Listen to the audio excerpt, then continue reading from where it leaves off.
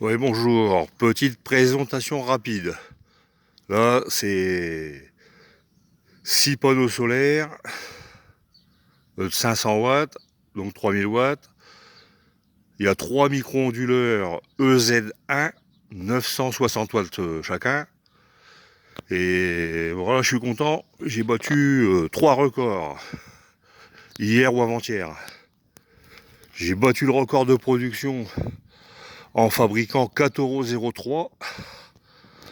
J'ai battu le record d'injection dans le réseau en envoyant 1,30 € dans le réseau. Et j'ai battu la consommation EDF, je suis descendu à 28 centimes. Tout en ayant fait un lave-vaisselle, une machine à laver, chauffer la piscine, et le chauffe-eau, et une cafetière. Donc c'est plutôt pas mal. Et puis bon, ouais, la piscine, je sais plus si je l'ai dit, la piscine à 35 degrés, quoi.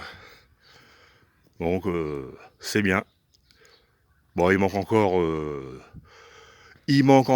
4 cuves à eau propres pour installer 2 panneaux et 2 pour faire que de la réserve d'eau. Puis bon, c'est impressionnant, hein. Bon là, ça a été fait à l'arrache. Celui-ci, il est resté sur sa palette de livraison. Donc c'est pratique, mais bon, il faudrait qu'il soit rehaussé. Et celui-ci qui est juste posé au sol, ouais, il est juste posé au sol et il était comme ça pendant la tempête. Et bah, il a pas bougé, quoi. Voilà, voilà. Ah, puis là,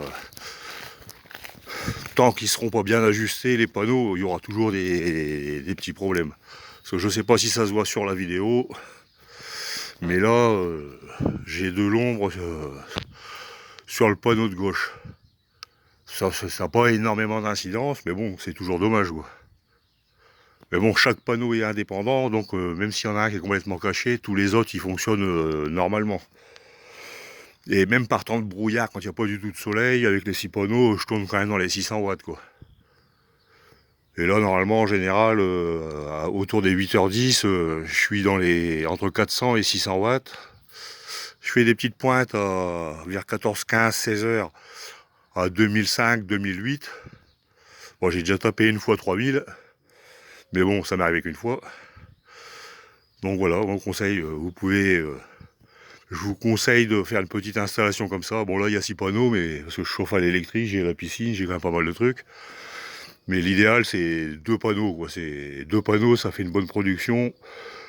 L'avantage de mettre sur palette, ça fait pas très, très propre, mais je suis pas chez les tapettes, je suis pas une gonzesse, je suis pas là pour vous faire un truc qui brille.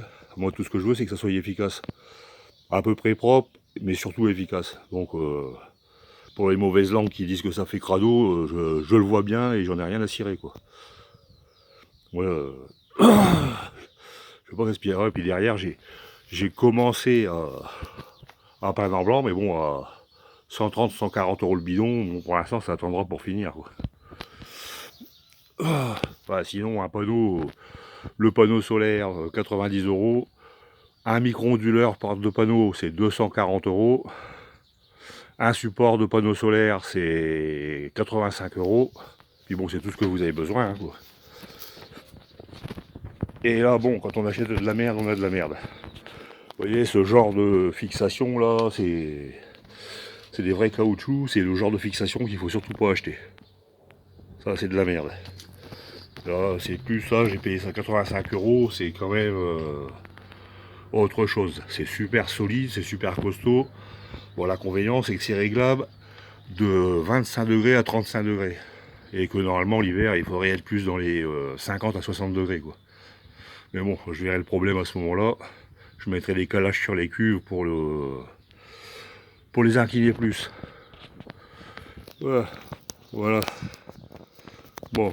Et puis j'ai ma pompe de piscine, la pompe à sable qu'a lâché. Heureusement que j'ai une merde de chez Intex que j'ai mis pour le provisoirement, que j'ai intercalé pour l'instant. Bah, c'est bien. Puis bon, par contre, bon conseil pour la piscine, c'est on met la bâche à bulles en permanence. On la retire quand on rentre dans la piscine, juste avant d'entrer dans la piscine, et dès qu'on sort dans la piscine, on met le peignoir, on remet la bâche à bulles. C'est pas à la cave de payer le truc. Et pendant qu'il faisait chaud, là, je chauffais même pas, je montais à 36-37 degrés sans chauffer. J'ai vu tellement de personnes avec des piscines qui pouvaient pas aller dedans parce qu'ils sont pas chauffés. Là, la clim, elle a 15 ans. Donc c'est plutôt pas mal, quoi.